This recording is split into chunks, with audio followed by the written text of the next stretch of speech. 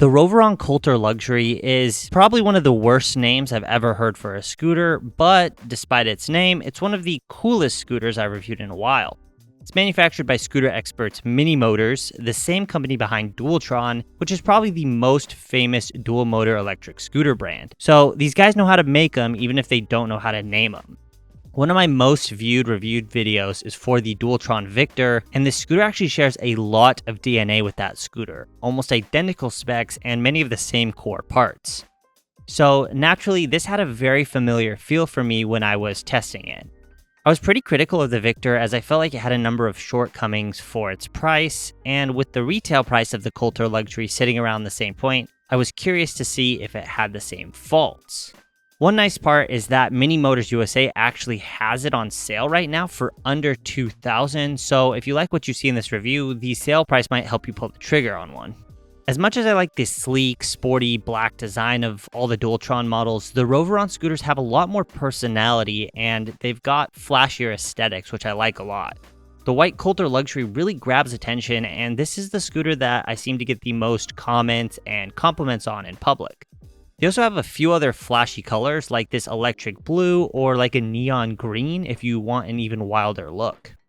In a lot of ways, this scooter feels a lot more polished than the Dualtron models. The wires are hidden much better, the glossy finish has a very car-like look and feel, and the folding handlebars use a much more refined, clean folding system instead of the usual quick-release lock. You also finally get an easy-to-use stem latch rather than the usual Dualtron double quick-release clamp that you have to sit there spinning and twisting and fiddling with to get just right. This latch includes a safety slide to help prevent accidental folding while riding, and you get that reassuring click when it's properly locked in. This is an extremely well-built scooter, and it instantly instills confidence in you even just looking at it. Mini Motors does a great job of building high-quality scooters that last a long time, and there's a lot of value in that peace of mind.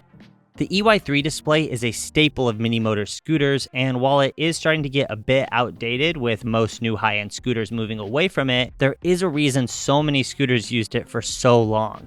It's a reliable display and throttle combo that I've liked for a long time, and I'm not at all disappointed to see it here. The only downside, I guess, is that you don't get a center display, but I feel like I rarely look down at the display while riding, so I don't really miss it. The EY3 display also has all the core info that you want on it, like your speed anyway, so it's really not a huge deal. I'm a huge trigger throttle fan, but I seem to be in the minority on that, hence why so many new scooters have moved to that horizontal thumb throttle style. With no center display, you get the usual button cluster to switch between dual and single motor modes and eco and sport modes. All the buttons are the latest version of these buttons, so they have the sleek look and that satisfying click, though there's still no visual way to see what mode you're in. You can really only tell by riding the scooter and messing with the buttons. In addition to eco, sport, dual, and single motor modes, the display lets you cap your top speed with 3 additional modes. 1 is the lowest, and 3 is the highest. Juggling 3 different motor settings plus the internal P settings can be a bit overwhelming, but once you understand what every setting does, it offers an amazing amount of customization and ride feel and throttle response. This is definitely a strong aspect of Mini Motors scooters. One place where Mini Motors has lagged behind a bit is in implementing sine wave technology in their motor controllers. This scooter still uses square wave controllers, so the throttle response is relatively more jerky, especially with the acceleration and speed settings maxed out like I like to ride. That being said, they do square wave throttle response better than any other brand, so it makes some sense that they would hesitate to change. Locking grips with a palm rest are a great improvement over the usual slide-on grips found on the Dualtron models.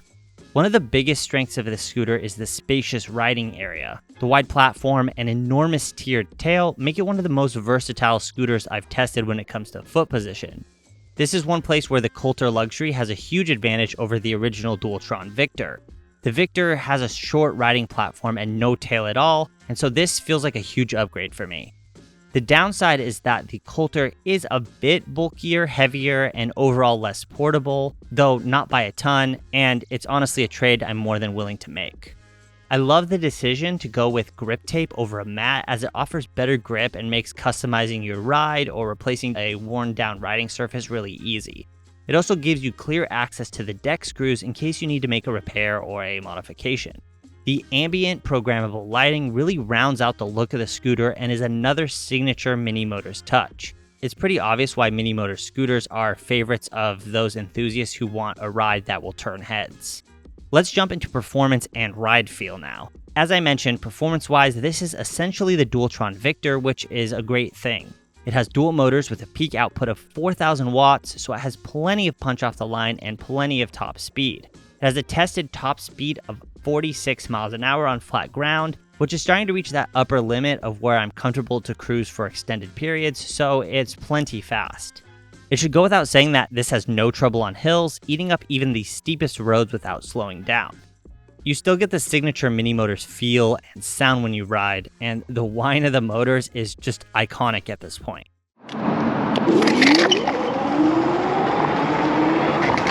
This has a really beefy 60 volt, 31.5 amp hour battery, and they're LG cells, so you're getting some of the highest quality cells on the market.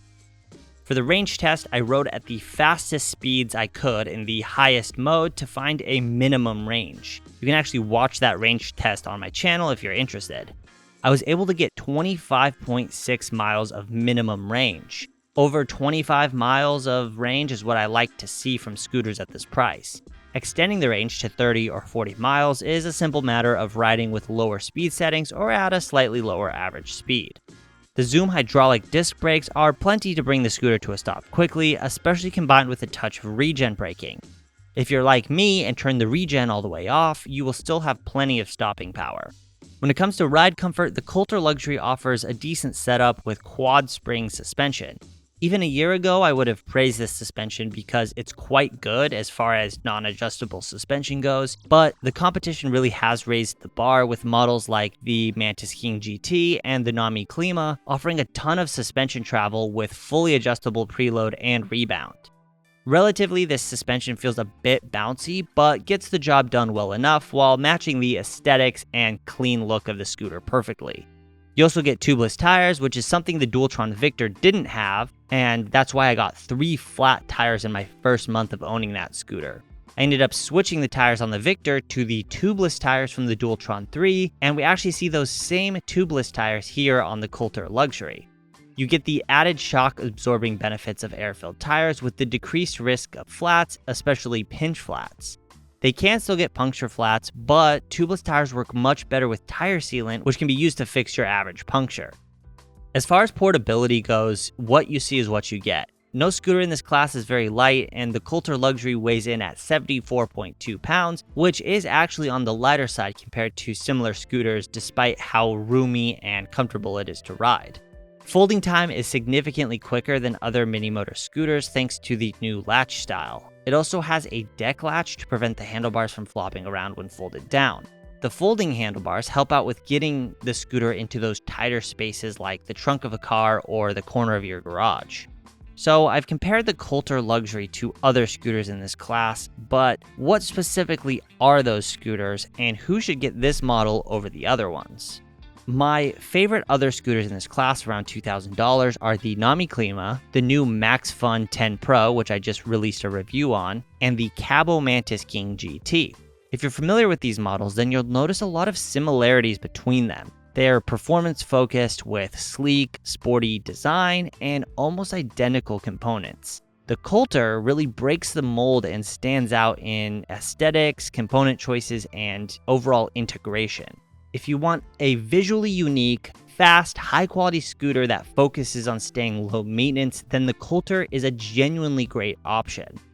You can check it out down at the link in the description, and you should grab one while the price is low because $750 off for this thing really is a steal.